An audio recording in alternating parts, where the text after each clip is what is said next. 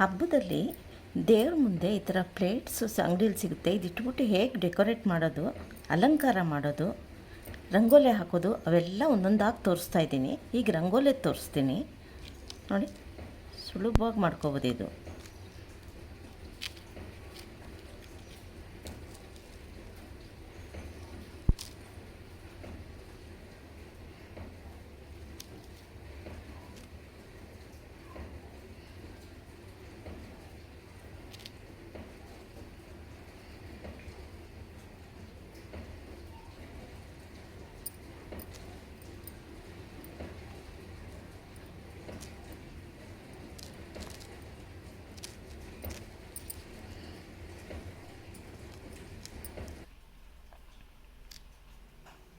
ನೋಡಿ, ನಿಮ್ಗೆ ಯಾವ ಕಲರ್ ಬೇಕು ಅನಿಸುತ್ತೋ ಅದು ಹಾಕ್ಕೋಬೋದು.